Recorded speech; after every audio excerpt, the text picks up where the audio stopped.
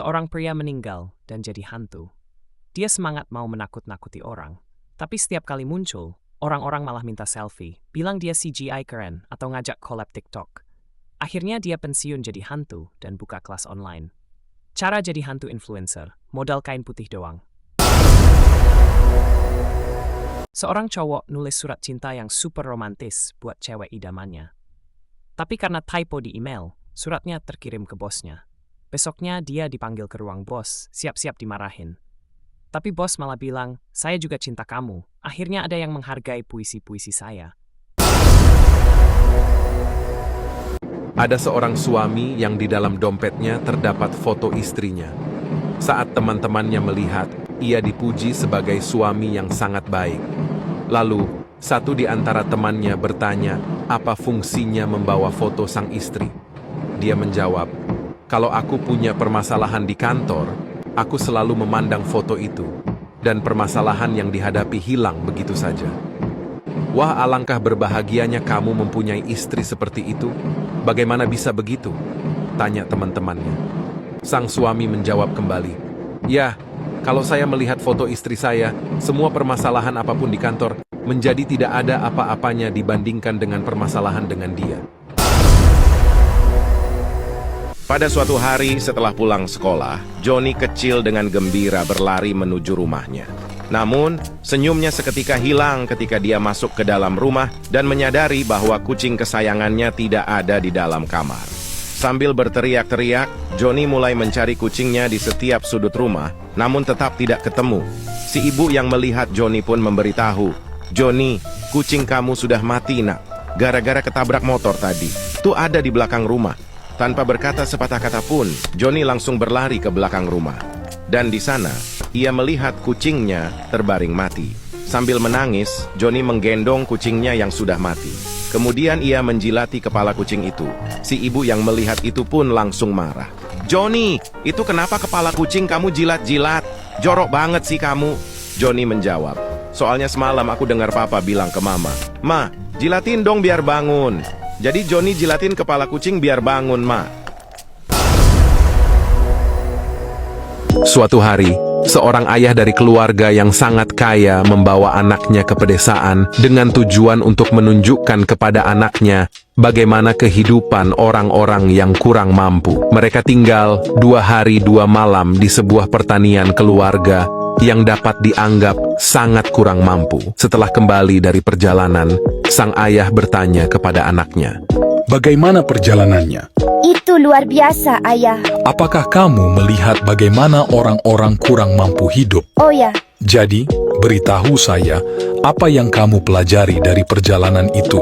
tanya sang ayah. Sang anak menjawab, "Kita memiliki 1 anjing, sedangkan mereka memiliki 4. Kolam renang kita mencapai tengah taman, sedangkan mereka memiliki sungai yang tak berujung. Halaman kita cukup besar, sedangkan mereka memiliki seluruh cakrawala. Taman kita memiliki lampu taman impor, tetapi mereka menikmati bintang-bintang di malam hari. Kita memiliki sebidang tanah kecil untuk tinggal, tetapi mereka memiliki ladang yang sangat luas. Kita membeli makanan, tetapi mereka menanam sendiri. Kita memiliki tembok di sekeliling properti kita untuk melindungi kita, tetapi mereka memiliki teman-teman untuk melindungi mereka."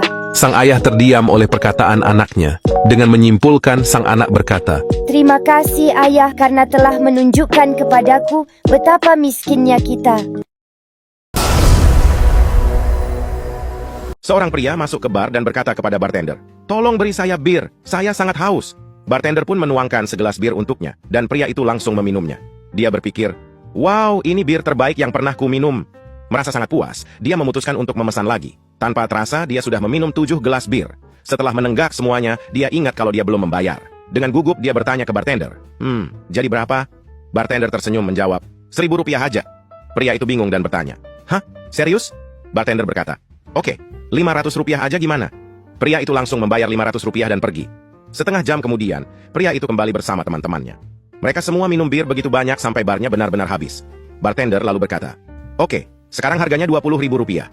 Salah satu dari mereka berkata, "Wow, bar ini luar biasa. Kamu pemiliknya?" Bartender menjawab, "Bukan, pemilik bar ini lagi di hotel sama istri saya sekarang." Semua orang bingung. Salah satu dari mereka bertanya, "Apa yang mereka lakukan di hotel?" Bartender menjawab, hal yang sama yang saya lakukan di barnya. Johnny kecil mendatangi ibunya dan berkata, "Ma, bisa nggak kita pergi ke Disneyland?" Ibunya menjawab, "Tentu, kalau kamu bisa mengeja Disneyland." Johnny kecil berpikir dan berkata, "Disneyland. Usaha yang bagus Johnny tapi salah," kata ibunya. Johnny kecil mengerutkan kening. Keesokan harinya dia kembali mendatangi ibunya dan berkata, "Ma, bisa nggak kita pergi ke time zone?" Ibunya menjawab, "Tentu, kalau kamu bisa mengeja time zone." Johnny kecil berpikir dan berkata, "Timezon. Usaha yang bagus Johnny, tapi masih salah," kata ibunya. Johnny kecil menjadi lebih frustasi. Keesokan harinya dia kembali bertanya pada ibunya, "Ma, bisa nggak kita pergi ke McDonald?" Ibunya menjawab, "Tentu, kalau kamu bisa mengeja McDonald." Dengan kesal, Johnny kecil berpikir dan berkata, "McDonald. Ibunya menggeleng-gelengkan kepala. "Salah lagi Johnny." Johnny kecil menjadi sangat kesal. Dia tidak mengerti kenapa ejaannya selalu salah. Keesokan harinya dengan langkah yang berat, Johnny kecil kembali mendatangi ibunya dan berkata, "Ma, bisa nggak kita pergi ke KFC?" 3 pria dari Amerika, Prancis, dan Inggris tertangkap minum minuman keras di Arab Saudi. Mereka dihukum 20 cambukan, tetapi diberi 1 permintaan sebelumnya. Orang Inggris berkata, "Tolong ikatkan 1 bantal ke punggung saya," tapi 1 bantal tidak berhasil dan menembus kulitnya. Orang Inggris itu kesakitan dan menangis. Kemudian tibalah hukuman berikutnya. Orang Prancis berkata, "Tolong ikatkan 2 bantal di punggung saya," hukuman dilakukan. Akhirnya selamat. Orang Prancis itu mengejek dengan sombong ke orang Inggris tersebut dan mengolok-olok. Dan tibalah hukuman yang terakhir, orang Amerika penuh keberanian karena diberi 2 permintaan sebelumnya. Orang Amerika berkata, "Permintaan pertama, saya ingin tidak diberi 20 cambukan, tapi 100 cambukan. Dan permintaan yang kedua, tolong ikatkan orang Prancis itu di punggung saya."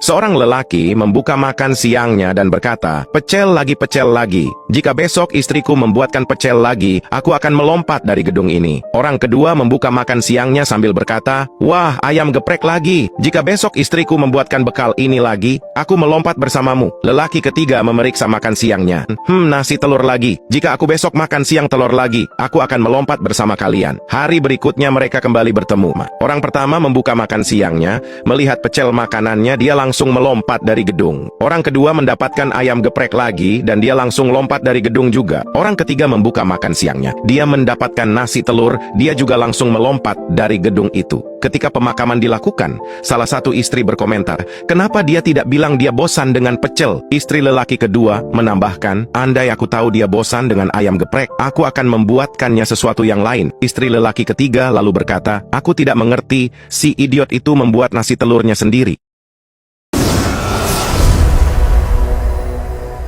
2 pria Jimmy dan Bobby masuk ke sebuah bar. Setelah minum beberapa kali, Bobby berkata, "Bro, gue kepikiran buat balik kuliah lagi." Besoknya, dia ke kampus, menemui dekan dan bertanya tentang jadwal kelasnya. Dekan berkata, "Oke Bob, kamu akan ambil 4 kelas, matematika, bahasa Inggris, sains, dan logika." Bobby bertanya, "Logika? Maksudnya?" "Gini, biar saya kasih contoh. Kamu punya mesin pemotong rumput?" Bobby menjawab, punya." "Nah, jadi secara logika, kalau kamu punya mesin pemotong rumput, kamu juga punya halaman rumput kan?" "Iya, punya." "Dan kalau kamu punya halaman rumput, kamu punya rumah kan?" "Iya, aku punya rumah." "Oke, jadi kalau kamu punya rumah, kamu punya keluarga." "Iya, saya punya keluarga." "Kalau kamu punya keluarga, berarti kamu punya istri." "Iya, aku punya istri." "Jadi logikanya, kalau kamu punya istri, berarti kamu suka cewek." Bobby berkata, "Iya, saya punya istri dan saya suka cewek." "Wow, saya nggak nyangka kamu tahu semua itu cuma dari mesin pemotong rumput." Dekan berkata, "Ya, seperti itulah logika." Excited, Bobby berlari ke bar dan bertemu Jimmy. Dia cerita bahwa dia akan mengambil kelas logika. Jimmy bertanya, "Apa itu kelas logika?" Bobby berkata, "Lo punya mesin pemotong rumput?" Nggak punya," jawab Jimmy. "Nah, berarti lo gay."